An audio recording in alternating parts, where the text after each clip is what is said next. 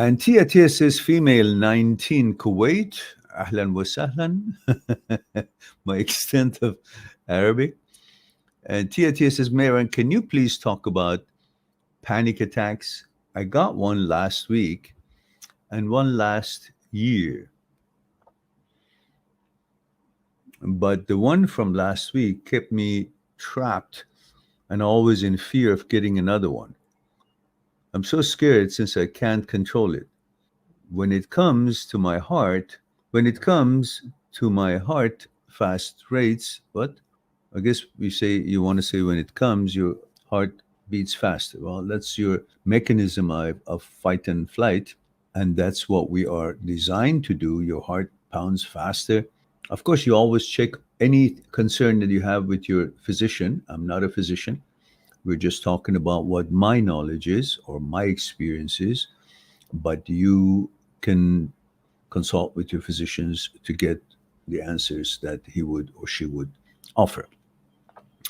But in general, when you have a certain anxiety or certain concerns, the heartbeat goes faster, prepares you for a decision, fight or flight, stay your ground, or a danger tells you to run. For that, you need more oxygen, more blood circulation, so your heart gets there. That's a normal thing that happens in all cases. But again, you check with your doctor. I'm sure that he will enlighten you, or she will enlighten you.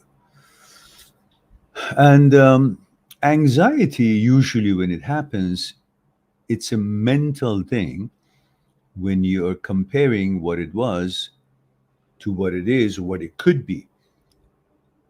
And none of them are actually in actuality. What it was is doesn't exist. So what are you concerned about? What it could be doesn't exist. You're just creating some fictional um, circumstances for yourself, and you fret it for something that doesn't even exist. What it is what you should focus on, and what it is really nothing, because your situation at the moment is based on your comparison of what it was, what it could be, and you find yourself in what it is, which you don't know what it is. Instead of focusing on what you're making efforts toward, what at that moment you're busy with, focusing and bringing your mind from the past and the future to the present moment, and you'll see in the present moment there's no danger. There's nothing happening at that very moment that you're in your apartment or with your friends that is going to danger you, that cause you any panics. But what gives you the panic is what you think it might be, or what you think it might be a consequence of something, or what you think you might not have that you want, what you think that you might not achieve what you want to achieve in this life. All these things, that I'm losing some kind of an opportunity, creates something that hasn't happened. It will probably never happen. And it's not really what you're thinking, but you will fret about it because you want a certain certainty in your life. And if you don't have that certainty, you start conjuring up things that causes you the anxiety and the panic attack. So one of the things that you can do, as Dr. Huberman explains, is a simple way to bring yourself out of the past or future and to the present moment by giving your brain a kind of a jolt, which psychotherapists usually give a electric shock to someone who is in deep depression and has a psychological challenges. And this particular thing doing, it's a similar thing to jolt your brain out of oblivion and bring you to the present moment and connect you with life as it is in its actuality and reality, rather than allowing your thoughts go into somewhere that creating that panic attack for you, which is not really anything. Nothing's happening. It's just an illusion. And what it is a double breath. It's very simple. You have two system, pre-Butzinger complex, which is the way you breathe normally, and parafacial nuclei is the way you can manipulate your breathing. There's a system that allows you to manipulate your breathing. If I remember the names, is parafacial nuclei. And That breathing system, the name doesn't matter really. There are two breathing systems that allows you your breathing rhythm. So one is the regular one that you breathe in, breathe out, long, short, whatever that you do during your daily life. The other one, the one that allows you to still breathe properly with a different rhythm when you're laughing or crying or going through some excitement or emotional happening. For example, when you laugh, you're still breathing, or you cry, you're still breathing, but different rhythm. So you combine this, Dr. Huberman explains, you breathe long and you breathe another one on top of it. And you hold a few seconds and then you let it out. If you do that at that moment, do it with me right now, you will see what happens. So 1, 2, 3, let's go up. 1 and then 2.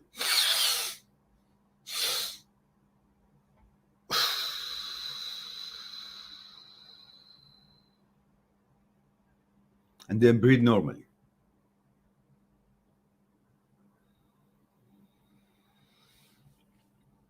So you can see you're very calm right now. You're very present. There's nothing in your head. No thought whatsoever. Gone. Everything clear. And it's like empty. And that emptiness of the brain brings you back to your balance.